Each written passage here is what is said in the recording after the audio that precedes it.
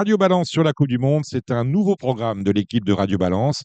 Radio Balance sur la Coupe du Monde, c'est du foot, du fun, du bon, de la flambe.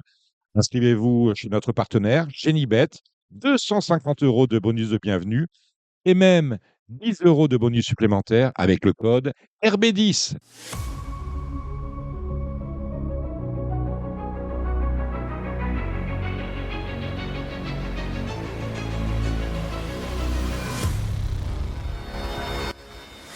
Bonjour, nous sommes tous réunis au Cardinal, 5 places de la Porte de Saint-Cloud, Paris 16e, pour un nouveau numéro de Radio Balance sur la Coupe du Monde. Gilles Favard est avec nous. Salut Gilles. Comment ça va ? Écoutez, après une journée de repos, pas trop mal, merci Gilles. Notre invité, c'est Frédéric Hamelin. Salut Fred. Salut Dominique, salut tout le monde. Fred, que vous étiez dans Radio Balance sur la Coupe du Monde pour l'un de ses premiers numéros. Vous avez évoqué notamment la mémoire de Didier Roustan que vous continuez à perpétrer au travers de son association, sa fondation, qui est gérée par son fils. Dimitri, oui. Dimitri. Et puis le football qui continue avec l'association qui s'intéresse à l'éthique du football et surtout à la formation des jeunes. Voilà, avec Libéraux Éducation et donc l'association Didier Roustan aujourd'hui. Est-ce que la Coupe du Monde donne un bon exemple de... Non mais, faut le dire. On va en parler notamment sur le match Égypte-Argentine. On va reparler de France-Paraguay, mais le spectacle qui est montré aux jeunes, c'est pas un spectacle qui donne envie peut-être de jouer au football, mais en tout cas, pas comme ça. Il y a toujours cette passion qu'il y a autour du football. Après, effectivement, on voit des choses, mais ça permet justement de pouvoir travailler dessus et évoquer les valeurs un petit peu différentes en fonction des pays, en fonction des continents, et ça, c'est intéressant. Je regardais hier, je suis tombé sur un petit match, c'était Pays-Bas-Brésil de 78. On parlait du football total, on pouvait parler du romantisme et tout ça, mais quand on regarde Pays-Bas-Brésil 78, c'était une vraie boucherie.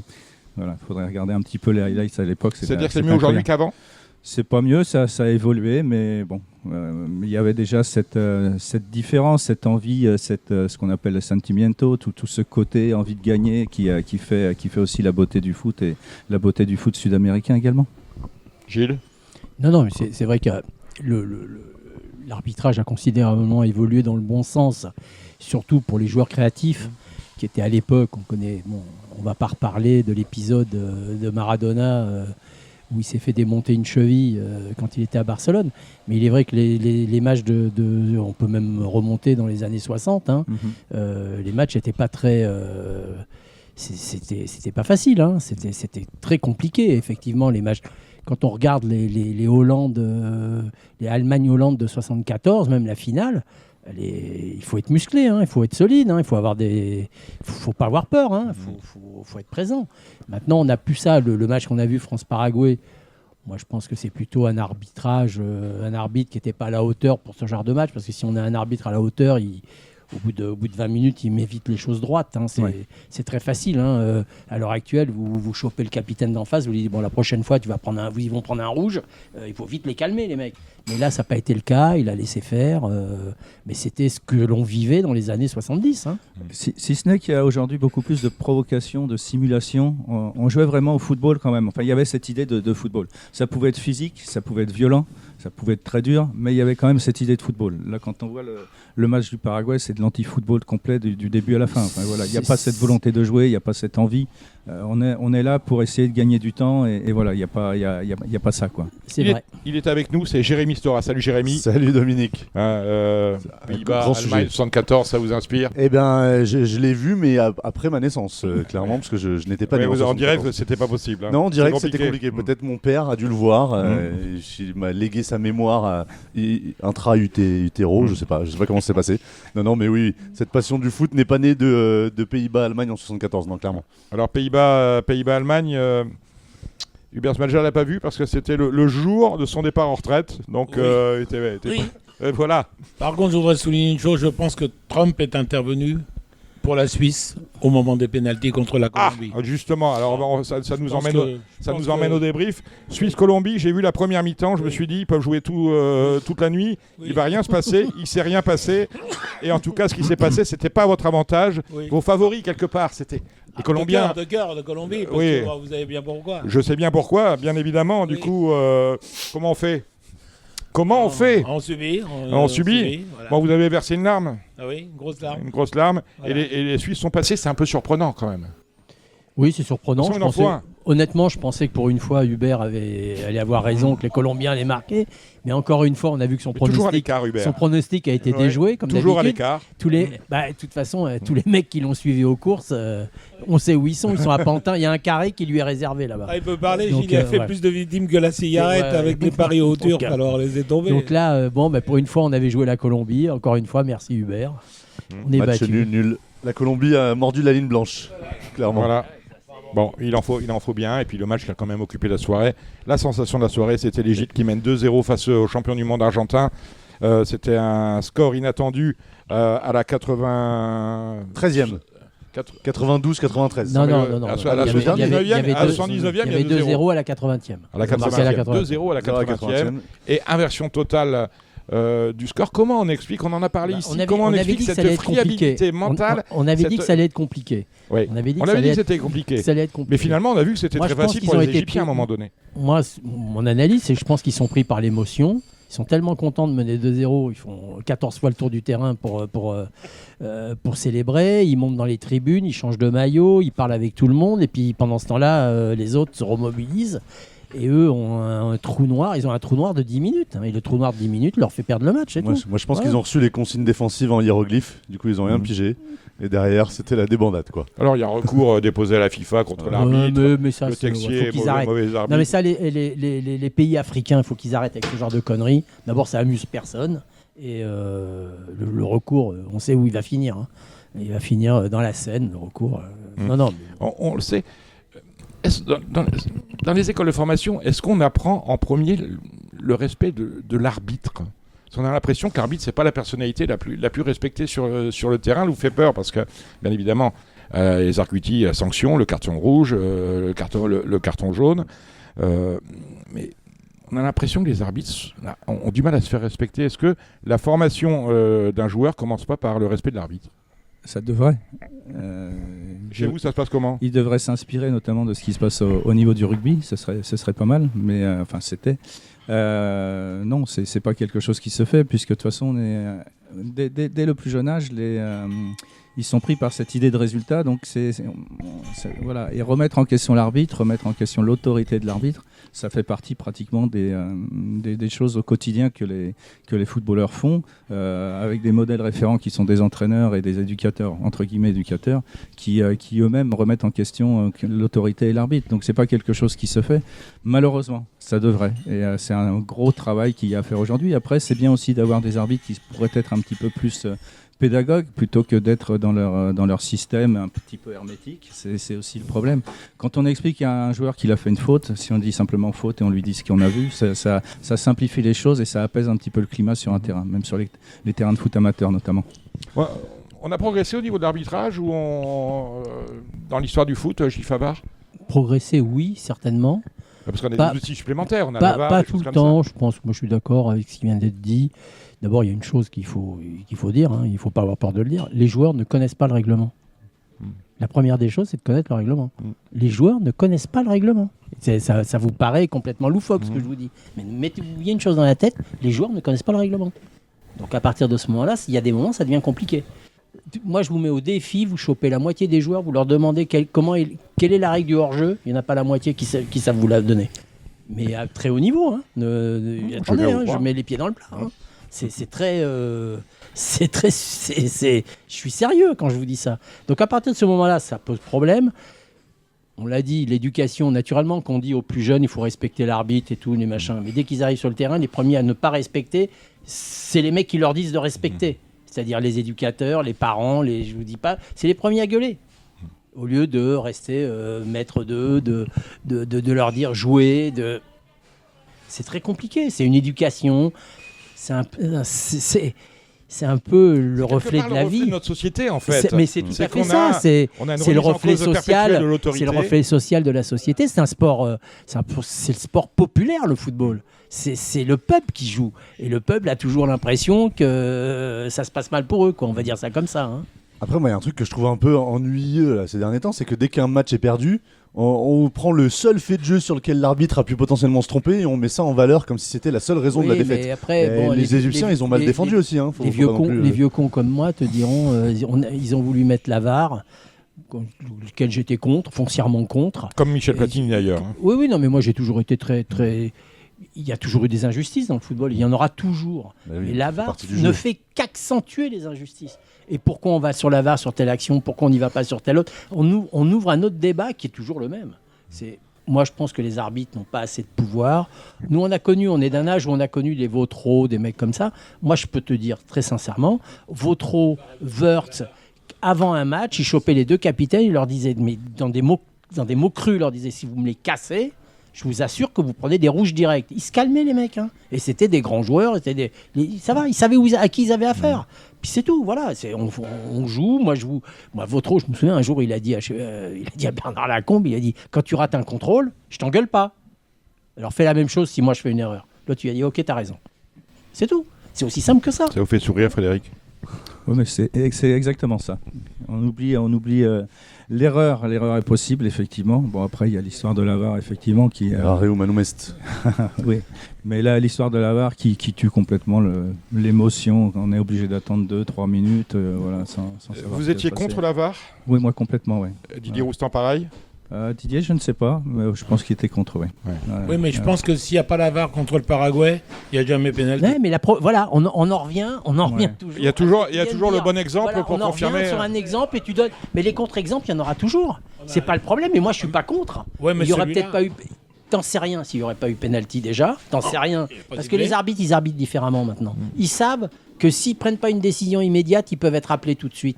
Donc c'est un autre aspect du problème. Tu vois que t'as rien compris au système de la VAR. Non, mais t'as rien compris. Tiens, il y a un C'est monsieur que qui te regarde. les arbitres maintenant deviennent complètement, peuvent devenir un peu, ils se disent bon, si je l'ai pas sifflé, ils vont m'appeler. Donc moi je trouve que le truc qui est bien, c'est la golden technologie. Le ballon est rentré par rentrée. Ça c'est parfait. Goal line. Sur le système du hors-jeu, on pourrait aussi s'en inspirer. Ça me dérange pas. Sur les autres trucs, ça va. Qu'on La reste VAR tranquille. rend le jeu radin, comme aurait dit Molière. Ouais. La Ah, VAR. c'est Il y a longtemps sans que- littéraire. il y a Petite longtemps référence littéraire, Voilà, excuse-moi, voilà, j'essaie voilà. d'amener un Il y a peu de longtemps culture qu'il joue générale dans plus, cette le émission. Molière. Molière, c'est ça le problème. Molière, quel Jean-Baptiste Poquelin, numéro 10, je pense. Voilà, avant-centre. Très bien. C'est ça, au FC Paris en 1769. Oui, un on truc a comme vu, ça. on Pézenas. revoit régulièrement ses plus beaux buts, c'est fantastique. Puisqu'on parlait de penalty, heureusement pour Mbappé, Messi en a tiré 2, les a loupés. Ah oui, c'est fou ça quand même. Comment à ce niveau-là on peut louper un penalty? Moi j'ai toujours considéré que louper un penalty dans des matchs cruciaux, c'est une faute professionnelle. Non, une faute professionnelle, tu peux pas dire ça quand tu as joué au foot. Tu sais que Ah, j'ai pas c'est- trop joué au football. Ben oui, mais tu sais que c'est pas si c'est un geste technique. Moi j'ai vu, moi je suis un peu plus vieux que vous tous. J'ai vu Pelé rater. À peine. Hein. J'ai vu Johan Cruyff rater. J'ai vu Messi rater. J'ai vu Maradona rater. Je les ai tous vus rater. Platini rater. J'ai tous autant qu'ils sont, je les ai vus Ouais, rater. oui. Mais Ils ont Dominique, toujours, au moins une fois dans leur vie, ils ont raté. Il n'y a que Neymar. Messi, Neymar, je l'ai vu rater. Non, c'est vrai, il rate aussi. Ouais. Il a raté. les pénaltys, ça n'a jamais été le point fort de Messi. Hein. Et pourquoi Même c'est dans lui qui son les tire prime au Barça, les Pourquoi c'est pénaltys, lui ça a qui les jamais... tire alors? Parce que c'est le meilleur Parce qu'il veut joueur. avoir c'est- des voilà, buts, c'est- Parce que c'est le meilleur tireur et puis parce que c'est Parce qu'il lui. veut exploser le C'est- record c'est de le- buts. Quand tu le vois tirer un coup franc et que tu le vois tirer Oui. le penalty qu'il a tiré, qu'il n'a pas très bien tiré du reste, Non, il est pas qui est bien tiré. très lisible, Oui. Ouais. qui est très- alors que quand tu vois tirer un coup franc, il est illisible. Il a eu... C'est incompréhensible, mais c'est une magie. C'est tout. Après le penalty raté, il a un coup franc à 25 mètres. J'avais plus peur. J'étais coup plus franc, oui, confiant exactement. qu'il Il a- allait mettre il a le coup tapé le franc que poteau, le en penalty. Il a touché le poteau. Oui, il a touché le poteau en plus. C'est- Mais c'est sa carrière. Mais ça s'explique pas. J'ai vu Maradona. Moi, j'étais à Toulouse. J'ai vu Maradona rater, moi, à Toulouse. Hein. C'est quand même paradoxal, c'est-à-dire que quand on supporte une équipe et qu'on voit un penalty pour son équipe, après on se dit on voudrait pas Normalement, on voudrait pas être à la place du tireur quand même. Oui. Parce qu'on a toute la pression, on a un stade. Bah, ça dépend qui. Il faut être froid comme un glaçon. Ouais, ça dépend quel tireur. Ouais. Ça- Il faut être froid. Moi, j'ai vu. Il y a des tireurs de penalty et souvent les meilleurs tireurs de penalty ne sont pas les meilleurs joueurs. C'est des mecs, il faut qu'ils soient froids comme des glaçons, Ouais, ouais. qui C'est dans la tête, qui plus que décident dans les pieds. qui décident où ils vont la mettre. Les gardiens t'expliqueront un truc. Si le ballon il monte, il est inarrêtable. T'as pas le temps. Quand tu es dans les buts, si le ballon il monte, à terre tu peux aller le chercher. Parce qu'il prend de la Mais vitesse. si il prend, ça monte, tu Ouais. peux pas y aller. Mais le problème, c'est si tu réussis pas ton geste technique et que tu le mets comme il l'a mis il l'a mi-hauteur. juste à l'endroit où le Ouais. gardien peut l'arrêter, c'est-à-dire à Au mi-hauteur. milieu, ouais. Le premier qu'il avait loupé était au même endroit. hein. Oui, il a fait C'est le tirer même. pareil au même Il a endroit. tiré les deux mêmes, on a arrêté les deux mêmes, c'est Ouais, du coup. fantastique. Alors après, le goal égyptien est bon aussi. Hein. Franchement, il a fait des arrêts dans il notre était monde. impressionnant, moi j'ai trouvé. Il aurait pu en avoir plus. C'était plutôt pas mal. Mais dans ce match-là, on a vu que Messi n'a pas fait un bon match, mais tout d'un coup, à 80e, il L'étincelle. a fait un centre extraordinaire et but. Voilà, Et puis il a mis le dernier, la reprise de volée aussi. Il se trompe pas sur la dernière, il faut la mettre. Voilà, je te le dis, hein. incroyable. Techniquement, il faut la mettre. Hein. C'est son changement de position, c'est son intelligence de jeu, c'est tout ça. Enfin voilà, c'est juste exceptionnel. C'est extraterrestre. C'est juste marrant, il est toujours où le ballon tombe. Les gamins, Ce ils qui se est drôle, dépêchent c'est d'aller qu'il- vouloir tirer le penalty. C'est un truc qu'ils veulent absolument faire. Certains, oui, qui Certains, mais il y en a certains qui veulent pas y aller, hein. Mais d'autres qui veulent pas y aller, c'est pareil. Hein. C'est pareil, il y a des mecs qui veulent pas y aller. Hein. C'est un truc dans la tête, beaucoup. Je crois que c'est Guardiola qui disait, moi, mes tireurs de penalty, c'est celui sur qui on fait la faute qui va tirer son penalty. Non, mais il a C'est dit pas ça. tout le temps une Oui, bonne alors idée, alors que certains disent, il faut pas que ça soit celui qui a Voilà. subi la faute Oui. qui le tire. Ouais. Trop Donc, impliqué mais émotionnellement. C'est ouvert. Je te dis, c'est ouvert à tout un tas de. Moi, j'ai vu les très bons entraîneurs. De toute façon, quand il y a la série de pénalty, en général, on te dit ça a été travaillé avant, machin. Mais à l'entraînement, ils mettent tous les pénalty dans la lucarne. Hein, t'occupes pas, hein. Tu vas aller voir à l'entraînement, il n'y en a pas un qui rate. Hein. Et en match, c'est pas pareil. Hein, t'as pas la même pression. Et c'est surtout quand il y a la série de tirs au but, le mec qui dit qui veut y aller. Et t'as des mecs qui y vont spontanément. Ouais. Bah, t'avais dans les jeunes, t'avais Trezeguet à l'époque qui y allait. Bon, même s'il a raté en en 2006. 2006. mais c'est un mec qui y allait, il disait, il avait 20 ans, il disait moi j'y vais. Thierry Henry, il disait moi j'y vais. Pas en Le mec, 2006, il- mais. Puis t'avais des mecs qui avaient, ils disaient, ils préféraient que ce soit les autres qui y aillent. Voilà. Luis Fernandez contre. Ouais, bah il y a été. Louis, il est allé, hein, Louis, c'était important. Hein. Il fallait y aller. Mais Crac, Louis. Ouais, puis maintenant, il y a toute cette pression. Voilà, on gratte un petit peu le point de penalty, on se couche sur le point de ouais, c'est penalty devenu pour débile. empêcher les- C'est devenu débile. pour empêcher les tireurs. On fait des courses à L'intelligence moitié française, arrêtées l'intelligence française justement Ouais. à ce niveau-là, avec Dembélé qui prend le ballon, Georges va tirer, Mbappé qui se concentre à l'écart, et C'est- ensuite on inverse.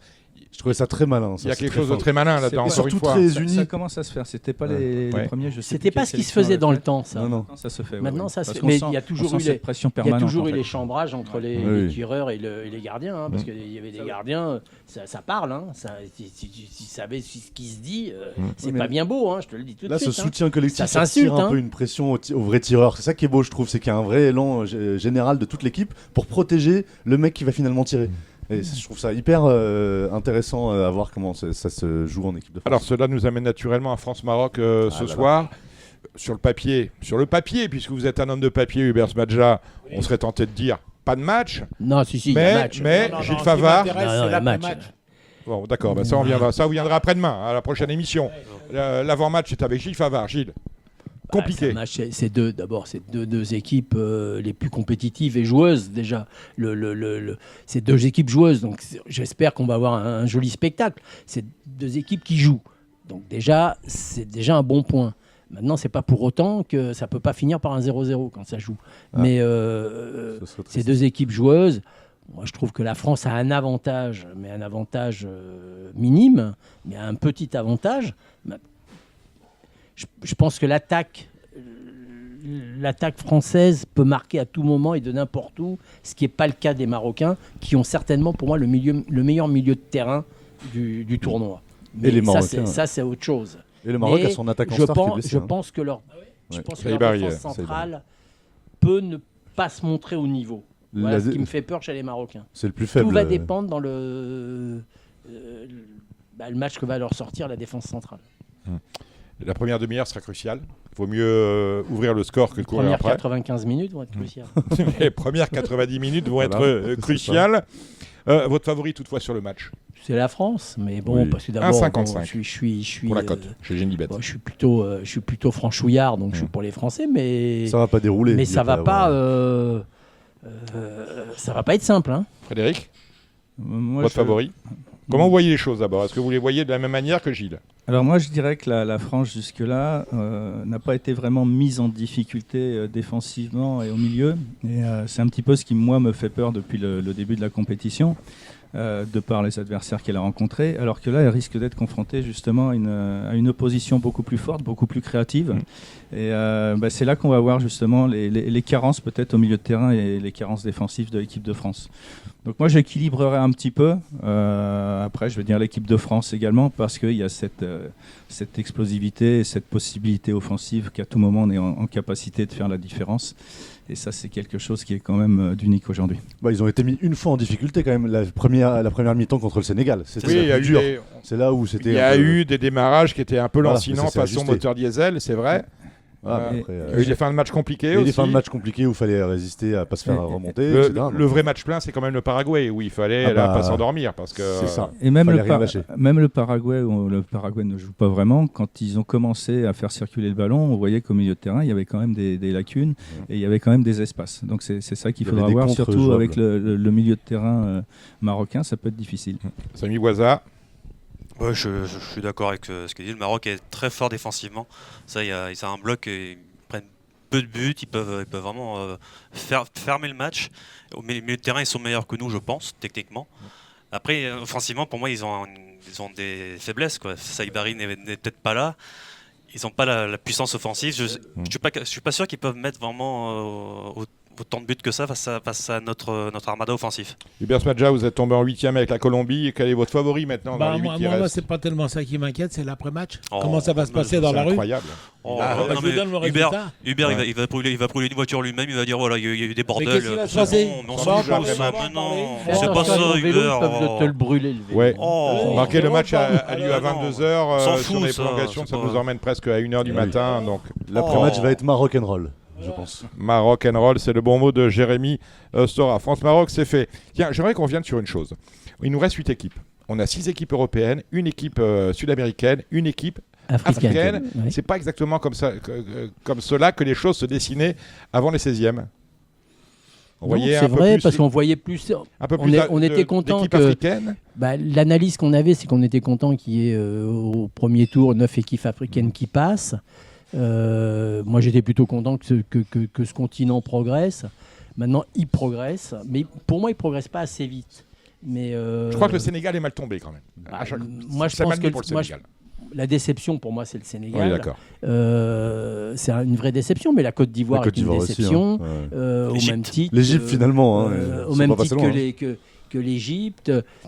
L'Égypte, c'est un peu différent. Moi, je pense que l'Égypte s'est battue tout seul. Mais ça, c'est autre chose. C'était moins attendu. Mais ils sont battus par le défaut qu'ont les. Alors, c'est une qualité, mais ça devient un défaut. Ils jouent avec beaucoup trop d'émotions. Et l'émotion les empêche D'ailleurs, de rester froid devant l'adversité. D'ailleurs, on a vu le Mais sélectionneur, c'est aussi leur qualité. le sélectionneur Donc, égyptien, un fou furieux sur le banc. Cela contrasté avec celui qui a le plus d'expérience internationale dans l'équipe, à savoir Salah, Ouais. qui était quand même Placide. d'un flegme assez Ouais. anglais. Ben on l'a bien Bah, vu le semblait. lendemain, on a bien vu ce qu'il a déclaré le lendemain. Mais quand on joue pendant 12 ans comme il a joué, ou 10 ans comme il a joué à Liverpool, On a le qu'il cuir a vu ce dur. qui se passait, il sait très bien que l'agitation du banc de touche, c'est terrible. Moi, c'est ce qui m'a marqué dans cette Coupe du Monde. Alors peut-être parce qu'au début, on a eu beaucoup plus d'équipes africaines, mais les Sud-Américains sont guère mieux qu'eux. Hein. C'est dès qu'il y a un but. Il y a tous les. Mais moi, je sais pas. Je me s'enflamment, souviens ouais. pas d'avoir vu des coupes du monde où tous les bancs étaient au milieu du terrain, en train de s'embrasser, les chasubles en l'air et tout. Comme s'ils fêtaient déjà la victoire finale On a vu en ça Coupe du où Monde. Et retirer les maillots, et Retirer les maillots, et- les machins. Non, mais les Sud-Américains sont guère mieux. Hein. Faut pas que. Parce que moi, je les ai vus, c'est pareil. Hein. Ils sautent dans tous les sens, ils sont dans tous les sens. Moi, je suis un peu surpris. Je suis un peu surpris par ça, ça n'existait pas dans le temps. Pour le coup, on On est content avait- qu'il n'y ait pas tant d'équipes sud-américaines là en quart finalement. Ça nous dérange Il pas reste, trop. il reste que seul rescapé Ça l'Argentine. marque leur déclassement quand même, l'Amérique du Sud. À part l'Argentine, le reste de l'Amérique du Sud est quand même en sacré déclassement. Clairement. Pour- Le pour moi, Brésil est en pour- déclin. Donc, Pour moi, l'Afrique est maintenant est passée même devant le continent sud-américain. À part l'Argentine, le reste. Encore que l'Argentine est passée près. Hein. S'ils se font éliminer, il n'y a pas d'équipe. Hein. Oui. Il n'y a pas Pas d'équipe. d'équipe. On est, Il n'y a pas d'équipe dans la phase finale. Hein. Après, je voyais Quart une de finale, il ouais. n'y a pas une équipe sud-américaine. Hein. Je voyais une stat hier, dans toute l'histoire de la Coupe du Monde, il n'y a que 3 équipes africaines qui sont arrivées en quart. Il y a eu le Cameroun de Mila, Ouais. il y a eu le Roger Ghana, Mila, Roger Mila, il y a eu le Ghana en 2010 Ouais. qui s'est fait éliminer par l'Uruguay, et il y a eu le Maroc qui est arrivé en demi à la dernière. Ça fait que 3 équipes sur toute l'histoire Ouais, Qui- mais moi, je te dis qu'ils sont pris par les. qui passaient l'écart. Moi, sincèrement, je pense ils ont le défaut de leur qualité. L'émotion prend trop le pas. Ils sont trop émotionnels. Ils sont trop dans. Ils ont besoin de prendre. Du recul. Dieu sait que je suis pour Ça, qu'ils aient des entraîneurs, qu'ils aient des staffs du pays. Je suis contre qui. Ça va. Les mercenaires, ça va 5 minutes. Quoi. Oui, Voilà, c'est ça, les ouais. mercenaires. Quand je vois, franchement, et Dieu sait que j'aimais bien, quand je vois Hervé Renard, il m'a écœuré. Et là, il m'a écœuré. Comment il peut accepter d'aller remplacer un mec en Tunisie? À la fin du truc, il me dit je m'en vais. Puis après, il te dit le Maroc, ça, ou l'Algérie, c'est pas mal, ou le machin. Ça va, stop. Il prend les gens pour des jambons. Faut arrêter. Et je pense sincèrement que l'Algérie a eu une très bonne période quand ils ont eu un technicien algérien. Le Maroc a montré qu'avec un technicien marocain, ils ont énormément progressé. Ils ont mis tout un système en place, et ce qui est très bien du reste. Quand ils ont eu, comment il s'appelait, Regragui, qui les a vraiment mis dans le droit chemin, et la personne qui vient derrière lui est sur le même tempo. Et je pense que là-dessus, ils ont énormément progressé. C'est plus l'Afrique des années 70, ni des années 80. Ils ont énormément progressé. Les sorciers blancs, ça va, il faut arrêter. Ils ont des mecs de qualité qui sont capables de faire, mais ils sont toujours pris par l'émotion. Je connais bien Emers Faé, qui est d'ici, je l'ai connu, il était à Nantes et tout, et je l'ai vu sur la Côte d'Ivoire, mais je l'ai vu très pris, ils sont très pris émotionnellement. Et ça devient un défaut alors que ça devrait être une qualité. Frédéric? Oui, mais on sent, effectivement, il y a ce côté émotionnel, mais alors justement, le Maroc l'a peut-être moins. L'a peut-être eu il y a 4 ans. Aujourd'hui, c'est moins vrai, parce qu'il y a aussi toute cette structuration, ce travail qui est fait en profondeur au niveau des jeunes. Voilà, quand on voit, je crois qu'ils ont été champions du monde moins de 20 ans. Des U20. Champions du monde des U20. Ils ont été médaille de bronze, je crois, aux Jeux Olympiques. Voilà, donc on sent qu'il y a une structuration, il y a quelque chose qui est fait au niveau du Maroc, au niveau de la fédération marocaine, au niveau des jeunes joueurs. Il y a vraiment un gros travail qui est fait, et on en sent les résultats aujourd'hui. En Afrique, enfin, je dirais Sénégal, Côte d'Ivoire, il y a eu aussi tout ce système d'académie, de choses qui ont été mises en place à un moment donné, mais ça reste encore effectivement, et on peut voir la similitude aussi au niveau de l'évolution des matchs. On voit le Sénégal, on voit l'Égypte. Effectivement, c'est des deux équipes qui mènent 2-0 à 10 minutes de la fin, et qui à la fin sont battues. Enfin voilà, il y a toujours effectivement ce poids du public, ce poids du pays qui est là pour certains pays. Qui est très lourd. Il faut vraiment une évolution encore pour ça. C'est intéressant ce que vous dites, parce que ça montre que à la base, tout est la formation, et ça nous ramène un peu à la Turquie, où on avait dit, ils ont énormément d'argent pour leur club, à coup de millions, ils achètent les meilleurs, mais à la base, il n'y a rien ce que du je tout. pense. C'est pour moi, les Turcs, il faut leur taper dessus, mais très fort. Ils ont 3-4. Je viens de voir encore que Fenerbahçe vient d'acheter Greenwood, ils viennent de mettre 50 ça y est, millions. oui. Ils lui donnent 10 millions de salaire net d'impôts par an. Mais la Turquie, où il y a énormément d'argent, ils achètent des joueurs à droite à gauche, ça fait que les jeunes joueurs ne peuvent pas jouer. Quand un jeune joueur ne peut pas jouer, il ne peut pas progresser. Quand tu ne peux pas progresser, tu as ce que tu as en équipe nationale. Il y a le même souci en Italie, pour pas enfoncer le clou aussi. C'est pour ça que l'Italie, ça fait 3 Coupes du Monde qu'elle passe pas à la formation. On a pas de formation avec les Italiens aussi. Ils jouent plus dans leur club en fait, les Italiens. Leurs jeunes ne jouent pas. Leurs jeunes ne jouent jamais. Il y a que des joueurs étrangers. Ça a été le problème aussi à un moment donné pour les Anglais. C'est clair, ils ont rectifié le tir. Ils ont rectifié, et on commence aussi à voir, parce que c'était pas le cas avant, des joueurs anglais qui commencent à partir à l'étranger également, ce qui n'était pas le cas pendant. Et en Allemagne, ça commence à être pas loin aussi. La formation allemande, on la voit couler aussi. Ils sont dans le trou pareil. À force de prendre des joueurs, à force d'acheter des joueurs qui sont pas meilleurs que leurs jeunes, et qu'ils achètent des joueurs entre 5 et 15 millions d'euros, on voit régulièrement je veux pas prononcer les noms, que vous voyez en échec 2 ans après, qui sont là. Tiens, je vais en citer un qui est pour moi un bon joueur en plus, Terrier. Terrier, il joue en France, parti en Allemagne. Et là, il dit je rentrerai bien en France. Donc, ils ont pris un joueur qu'ils ont acheté cher, qui a une blessure, mais ces joueurs-là, ils ont des jeunes. Faites jouer les jeunes. C'est vrai. Qu'est-ce qu'ils ont de moins, les jeunes, que des mecs qui achètent 10, 15 millions, qui ont 20 ans, mais ils les achètent pourquoi ? Parce que le football a évolué d'une façon financière. Ils les achètent 10 millions parce qu'ils espèrent les revendre 50. Ils font du trading. Donc le problème, le trading tue la formation. Voilà. Il ne faut pas hésiter de le dire. Un peu comme à Radio Valence, on a notre jeune là, Samy Boisa, mais un mix avec les vieilles générations, on a Hubert Swadja, vous voyez, comme ça. Mais est-ce qu'on va revendre Samy Boisa ? Je pense pas. Ouais, t'as pas de micro, Hubert. Peut-être qu'on continue à le former, Samy Boisa, on le garde. Hubert, on peut plus rien en tirer. Non, Hubert, c'est fin de carrière, Hubert, sur la fin. On peut plus le vendre. Alors, il fait à Samy qu'un petit sourire en coin.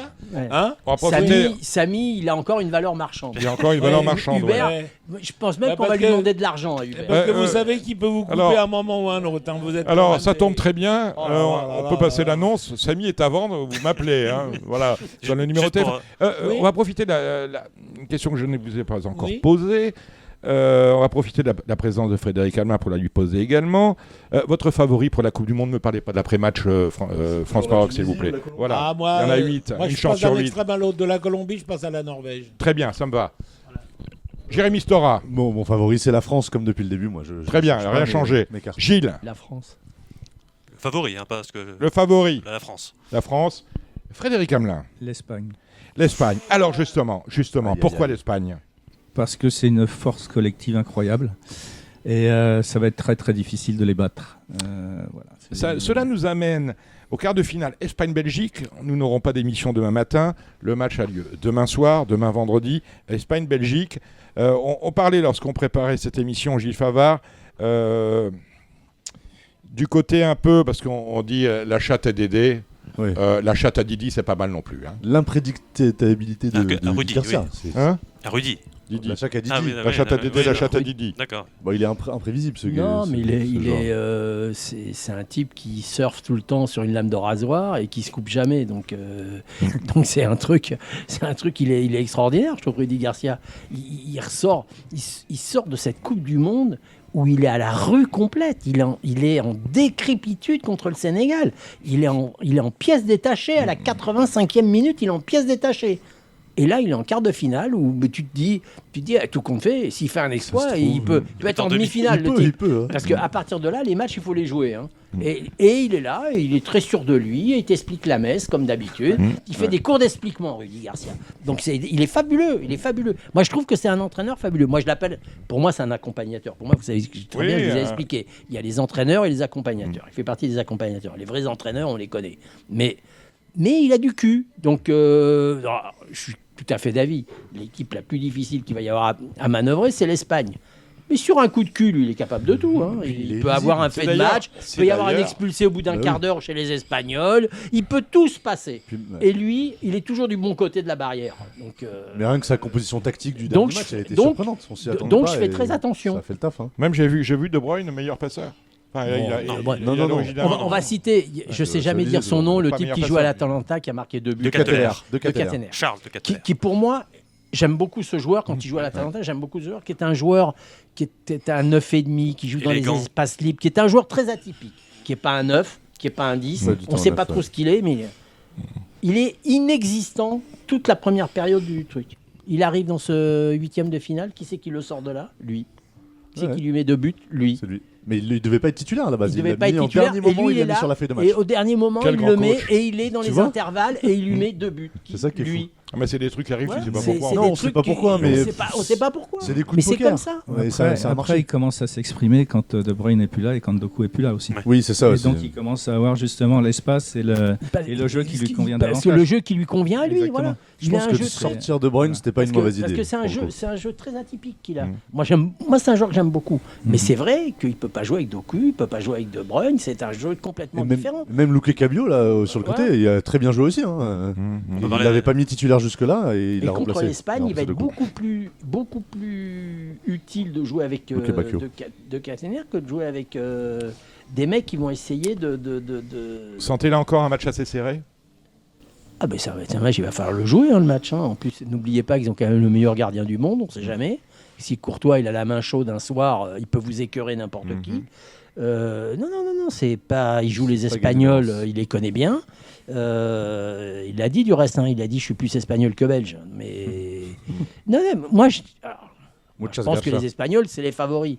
Mais l'autre là, il est né le cul dans une bassine d'eau chaude. Je fais gaffe. On peut parler d'Espagne un peu ou Fut un temps, la Belgique était espagnole. Hein. Parce que l'Espagne, C'est moi, vieux, hein, je j'ai Mais pas connu. oui. Hein. Non, oui. Non. Là, il faut que ça soit Hubert qui nous en parle. Ah oui, il y était. Et il a un nom à consonance espagnole quand Qui même, ça l'entraîneur de la Belgique. Rudy Garcia, oui. Garcia, c'est mais lui, c'est sergent. quoi? C'est un espagnol. Hein. Oui, bien Et sûr. alors Voilà. Oui.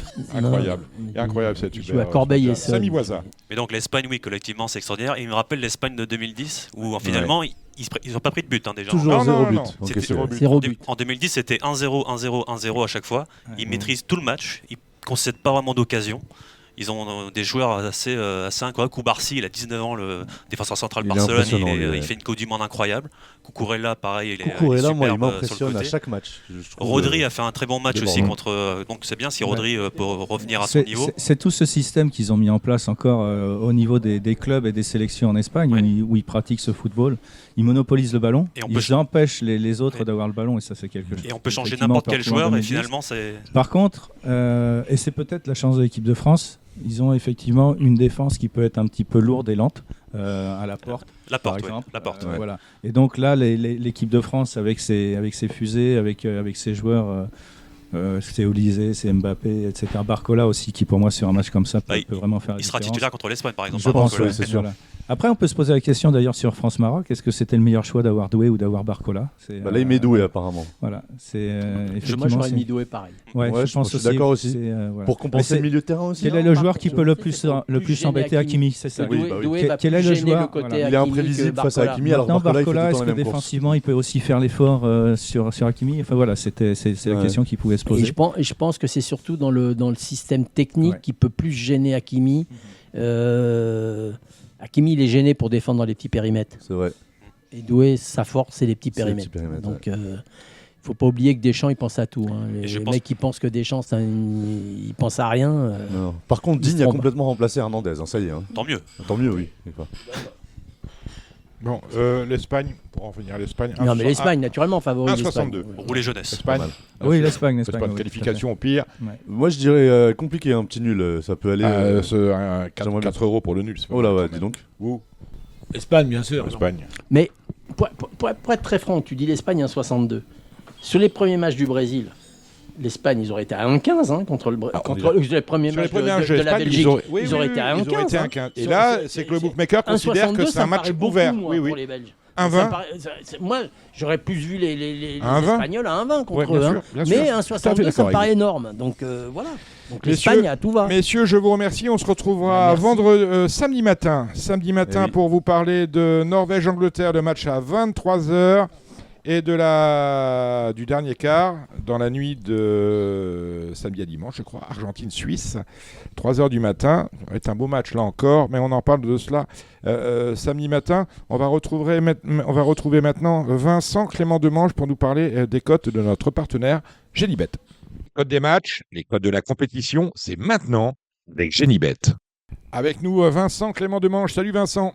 Salut tout le monde. Vincent Clément Demange qui œuvre pour notre partenaire Genibet. Un point sur Vincent, les vainqueurs possibles de la Coupe du Monde 2026. Il reste 8 équipes. Écoutez, on y voit un peu plus clair. On peut pratiquement les classer parce qu'on a un classement des cotes avec la France, dont la cote n'a pas varié. On est toujours 2,85 pour les Bleus. Et en revanche, on a 2 gros outsiders. Ça nous intéresse au plus haut point parce que la plus grosse cote proposée pour gagner la Coupe du Monde, c'est de notre côté, c'est 2,85. Ouais. Et après, c'est toujours dans notre partie de tableau, c'est l'Espagne qui est cotée à 5, donc potentiellement avec une demi-finale. Et ensuite, ce qui suit, c'est Argentine-Angleterre à 5,50 et 6. Et la grosse cote, c'est la Norvège à 16, avec Erling Haaland qui peut créer la surprise, qui peut poursuivre cette surprise, j'ai envie de dire même. Donc à 16, vainqueur de la compétition, on peut tenter. On peut tenter, surtout le Maroc à 35 €. Vous mettez 1 €, vous en touchez 35, c'est magnifique pour être vainqueur final de cette Coupe du Monde. Mais cela ne risque pas d'arriver. Classement des meilleurs buteurs, Lionel Messi a repris le meilleur. Lionel Messi toujours en tête, qui compte un but d'avance sur Mbappé, il est à 8. Mbappé et Haaland qui sont à 7, donc Messi à 2,10 et Mbappé à 2,30. Donc on le voit bien rattraper son rival argentin. Haaland qui est un peu plus loin, cote à 8. Meilleur passeur, toujours Michael Olysée, le meilleur. C'est ça, ouais. Il a un tout petit peu baissé. Il était à 1,20 hier. Alors, il y a un jeu auquel on pourrait s'adonner, c'est qui ira en finale, qui atteindra la finale. C'est-à-dire qu'on premier, deuxième, en d'autres chances pour ceux qui jouent aux courses, avec la France qui est favorite à 1,80. Ouais, c'est ça, France favorite. On va aller sur les matchs qui nous intéressent. France-Maroc, avec une France qui est bien évidemment favorite. Euh,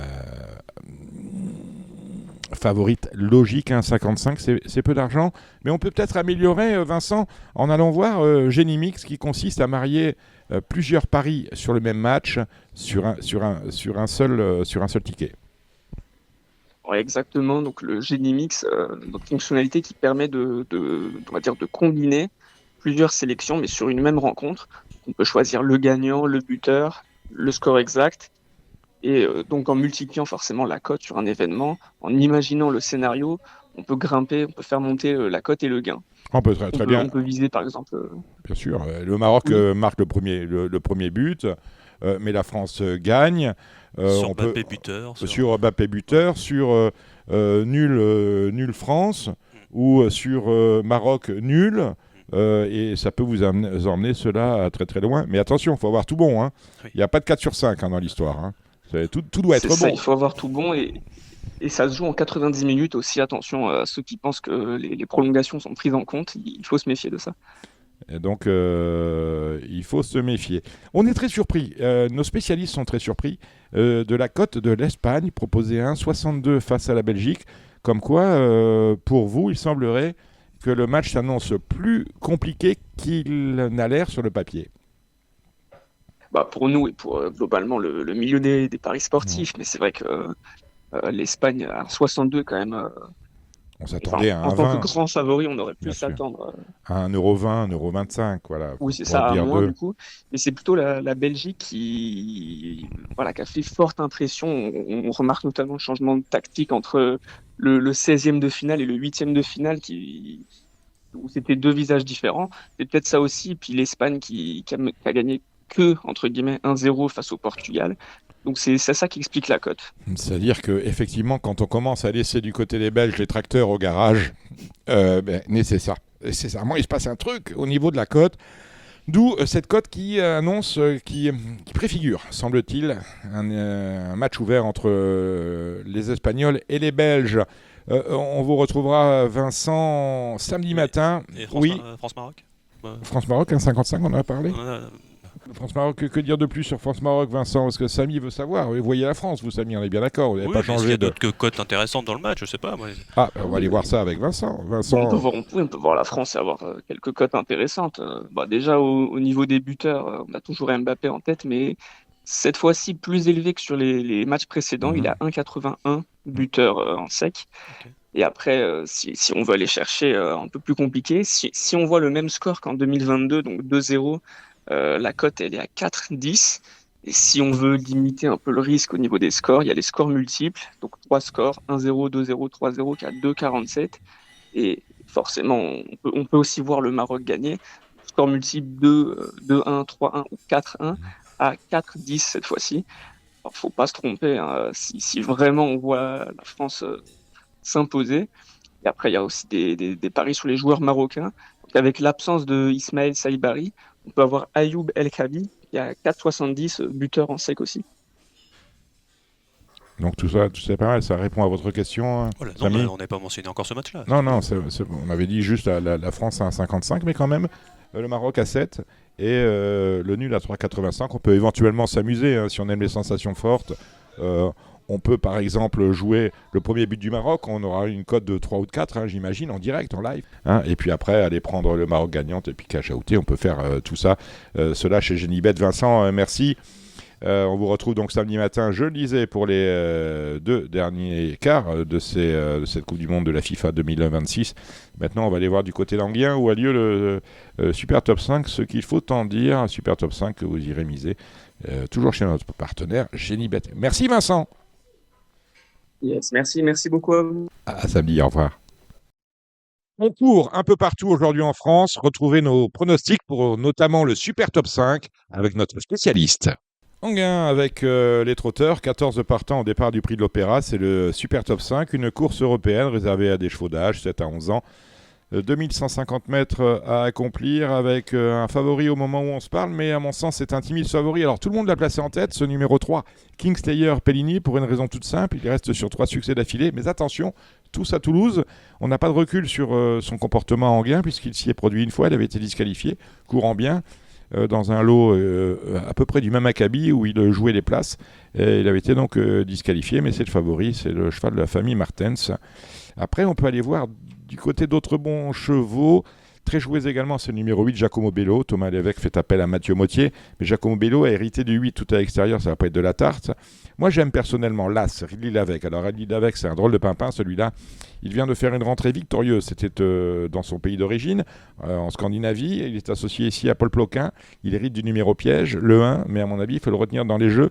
Comme on retiendra dans ces jeux le numéro 2. Le numéro 2, c'est Orbor. C'est l'un de ceux qui, au départ, a la meilleure réduction kilométrique sur le parcours. L'entraînement en forme de Jean-Marc Chénieux avec Pierre-Yves Verva, c'est pas mal.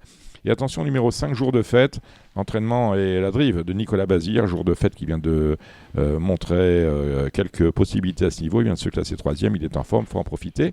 Donc pour moi, les bases, ce sont non. Le 3, on est obligé de le mettre, bien évidemment, mais peut-être premier ou nulle part. Avec le 1, Ridley Lavec, avec le 2, hors bord. 1, 2, 3, attention, un jour de fête. Le numéro 5, Rochard, vous l'avez en selle au sulky de la concurrente que présente Marc Sassier, à savoir Ida Sauton. 1, 2, 3, 5, 6. Et pourquoi pas le numéro 8, Giacomo Bello. Tout cela me semble assez limpide. Au deuxième rideau, on retiendra essentiellement le numéro 10, Max Ocagne. L'un des deux pensionnaires au départ, entraîné par Dominique Lochneux, drivé, lui, par Éric Raffin. 1, 2, 3, 5, 6, 8 et 10. Voilà pour les 7 chevaux relatifs qu'il faut retenir dans ce super top 5 qui, si la logique est respectée, ne devrait pas nous rendre riches. Mais il vaut mieux un favori qui gagne qu'un outsider qui ne gagne jamais. Vous le savez, c'est ma maxime. Donc on prend. En tout cas, c'est une belle course, ce prix de l'Opéra. Je vous remercie d'avoir suivi cette émission. Je remercie nos invités. Tout d'abord, Frédéric Hamelin, qui nous a fait l'amitié d'être avec nous, Gilles Favard, Hubert Smadja, Jérémy Snora. À la réalisation et à la chronique, vous aviez Samy Boisin. Et on vous retrouve samedi vers midi pour un nouveau numéro de Radio Balance sur la Coupe du Monde. On parlera des 2 derniers quarts.